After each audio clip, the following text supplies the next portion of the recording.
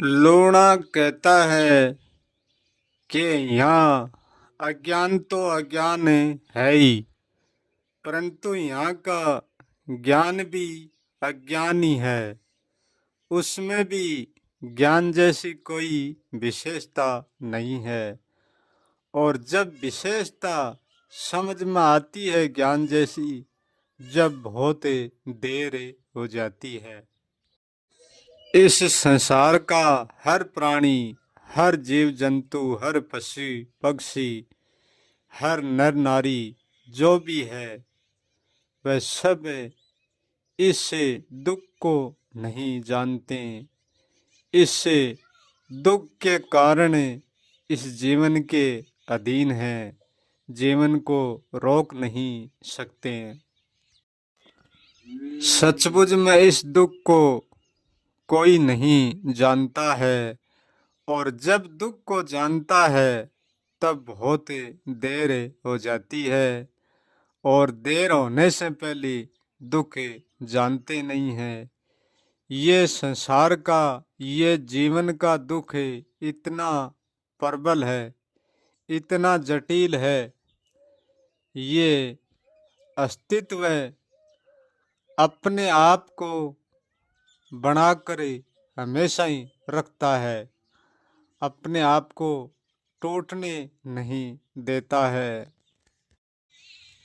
क्योंकि हर माता पिता के मन में यही चलता है कि हमें संतान चाहिए, हमें निरसंतान नहीं रहना है, और संतान होगा तभी हमारे संसार में सुख होगा। परंतु किसी माता पिता को ये बात का पता नहीं है कि संतान कोई दूसरा नहीं होगा। संतान के रूप में तुम ही होंगे, स्वयं तुम होंगे। और वर्तमान में जिस शरीर में तुम कितना दुख भोग रहे हो, कितना कष्ट भोग रहे हो, फिर भी तुम्हें ये कष्ट कष्ट नहीं लगता, ये तुम्हें सुख देखता है। बस ये दुख को सुख देखना ही यहाँ सबसे बड़ी भूल है, यहाँ सबसे बड़ा अज्ञान यही अज्ञान है, और कोई अज्ञान नहीं है।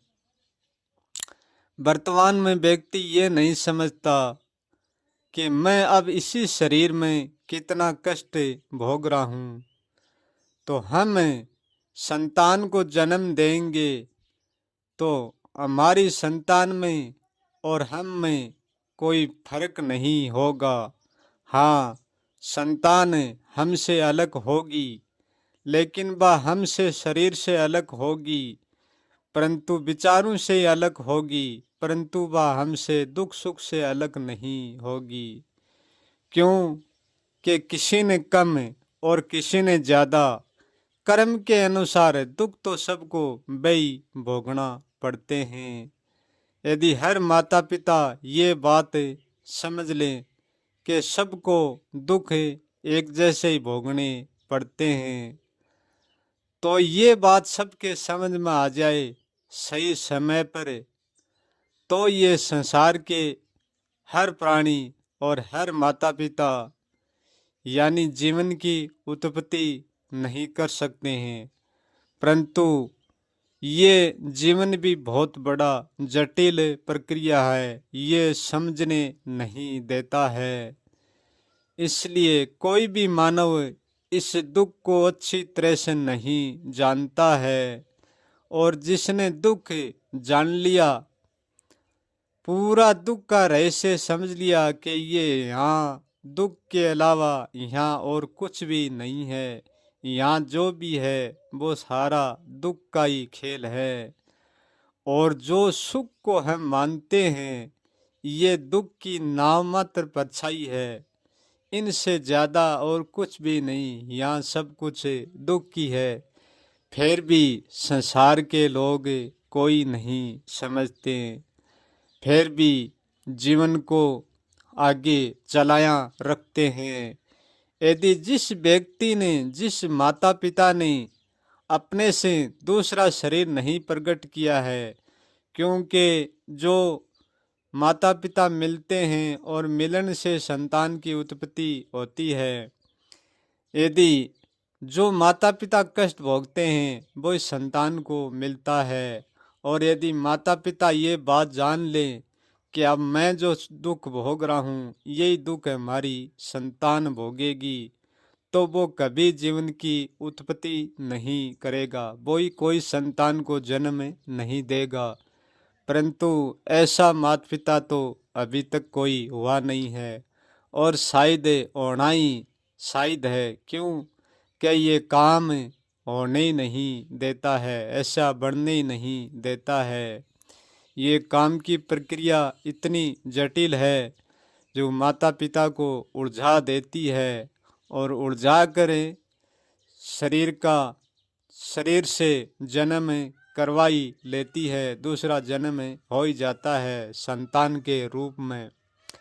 कोई भी व्यक्ति ये मत समझो कि संतान जो हमसे जन्मा है वो कोई दूसरा है, हम कोई दूसरा है। दूसरा नहीं, स्वयं का ही अवतार होता है, मात्र देखने में अलग होता है, बाकी दुख सारा वो ही सबको एक ही भोगना पड़ता है। भोगने का तरीका अलग अलग हो सकते हैं, परंतु दुख सबको एक जैसा ही भोगना पड़ता है।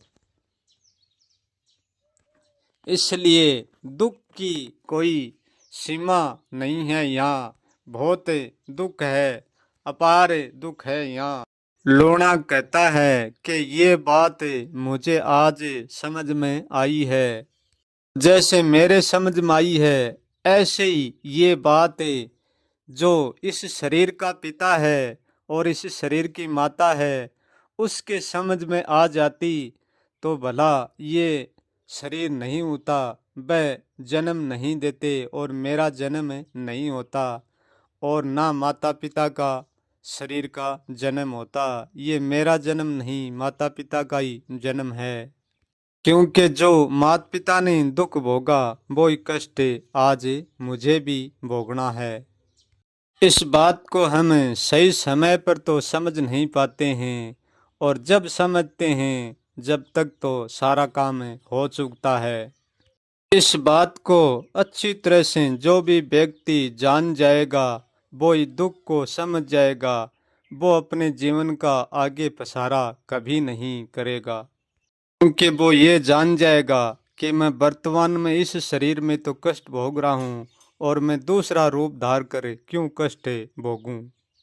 और जो इस बात को नहीं जानेगा, इस दुख को नहीं जानेगा, वो पूरा संसार ऐसे ही लगे रहेगा। जो कोई पति पत्नी और अपने शरीर से संतान को जन्म नहीं दिया है, और वो इस बात को जान लेंगे, अच्छी तरह से समझ लेंगे, तो वो बड़े भाग्यशाली होंगे। वो कभी दुख नहीं मनाएंगे। वो इस बात को समझ कर और सत्य से झूम उठेंगे। वो जान जाएंगे कि ये सारी दुख की परंपरा है, दुख से ज़्यादा कुछ भी नहीं है। परंतु अच्छी तरीके से समझना कोई सरल कार्य नहीं है। उस व्यक्ति ने कोई अपने बांझपन का दुख नहीं होगा। बात समझ लेगा कि मैं इस शरीर में कितना कष्ट भोग रहा हूँ, इतना ही कष्ट हमारा संतान भोगेगा। ये नाम तो संतान होना ही बेहतर है, न होना ही बेहतर है। परंतु ये विद्या प्रकृति के अस्तु है, इसलिए मानव इस बात को सहजता से नहीं जान सकता। जान जाएगा वो बिल्कुल धंधे हो जाएगा, तो दूसरे रूप में इस दुख भोगने से बच जाएगा। रूप का मतलब है पुत्र पुत्री का रूप माता पिता का ही होता है। पति और पत्नी संतान को जन्म देंगे तभी पुत्र पुत्री होंगे, और तभी वह कष्ट भोगेंगे। यदि जन्म नहीं होगा तो बाका स्वयं को ही दुख भोगना पड़ेगा, पुत्र पुत्री को नहीं भोगना पड़ेगा। परंतु इस बात को, इस संसार की अज्ञानता स्वीकार करना सरल नहीं है। स्वीकार वो ही करेगा जो सत्य को जानेगा। जिस दिन संसार के सारा व्यक्ति इस बात को जान लेंगे, जिस दिन ये जीवन बिल्कुल छोटा पड़ जाएगा, जीवन छोटा पड़ जाएगा, तो फिर ये दुख भी छोटा हो जाएगा। तो इस बात तक पहुंचना सरल कार्य नहीं होगा, क्योंकि हमारा भ्रम हमारा जीवन अस्तित्व पहुंचने नहीं देता है। पहुंचना नामुमकिन तो नहीं है, परंतु सरल भी नहीं है।